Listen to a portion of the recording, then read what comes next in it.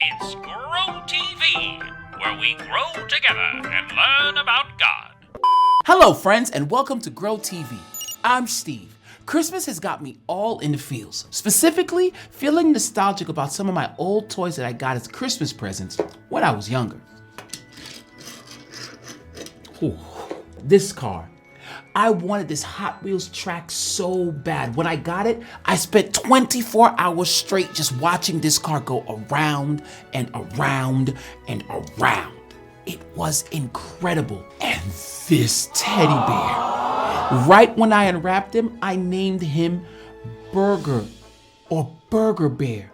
And this guy used to bring me so much joy when I was a kid. Hey, Steve, what's all this? Just some old toys I got for Christmas. They make me so happy. Oh, wanna run it through the joy-o-meter? The what? The joy-o-meter. It's easy. I just crank it up, you hold a toy, and the joy-o-meter tells us how much joy it brings you. Yeah, let's do this. Is it difficult? You know, not really. It just takes a little elbow grease. Oh.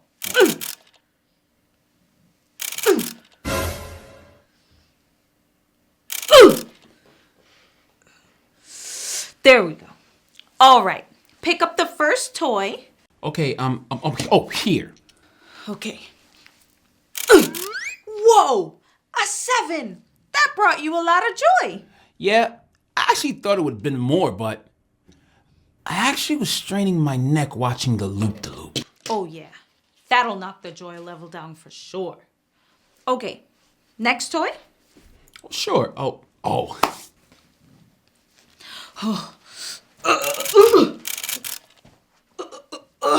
Wow. That thing is pretty difficult to crank up. I don't want you to... It's like I always say, what doesn't kill you makes you stronger. Joy overload. That bear gave you a lot of joy. His name is Burger Bear. I think my joy for cheeseburgers and him combined too, well, it kind of wrecked the machine. I get it. It happens to all of us. When something fills us with so much joy, it's hard to hide. You know, that makes me think about what Mary must have been feeling when she found out she was going to be the mother of Jesus. Really? Yeah, I think so. A lot was happening in Luke chapter 1. First, God brought joy to Zachariah and Elizabeth's story by giving them a baby boy.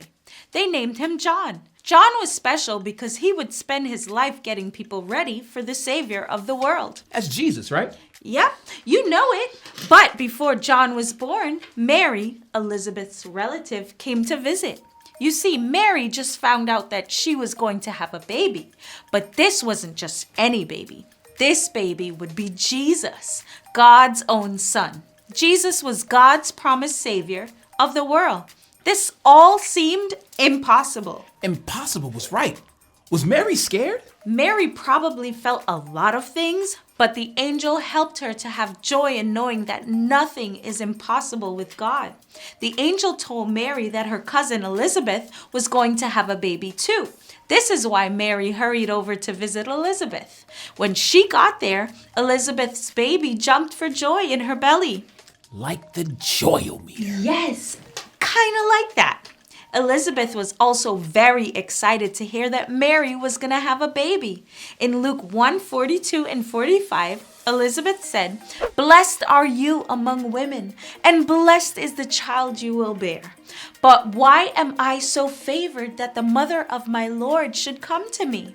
As soon as the sound of your greeting reached my ears, the baby in my womb leaped for joy. Blessed is she who has believed that the Lord will fulfill his promises to her." She knew that Mary's baby was really special. Yes, she did. This was probably the moment when the joy-o-meter would have overheated. Mary was so filled with joy that she praised God.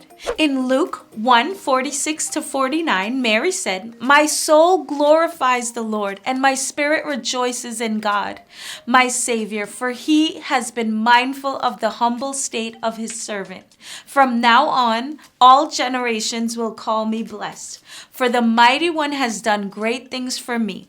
Holy is his name." She praised how great and mighty God is. She praised how God had done so much for her. She praised how God promised to send someone to save the world, and that this promise was about to come true. Yup, that definitely would have overheated the joy meter. Probably would have had to crank it back up a few times after that. Mary, Elizabeth, and Elizabeth's baby John were all filled with joy because they knew Jesus was on the way. And Jesus is God's son who would save the world. God was bringing joy to the whole world and to all of our stories. Jesus brings joy to the world.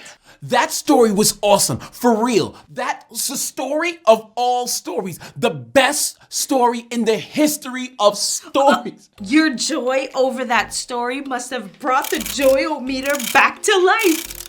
And joy overload again. It's okay. You know, we can sometimes go through the Christmas season without feeling that much joy about Jesus being born. It's true. We feel joy about getting presents, but that kind of joy doesn't last. Toys break.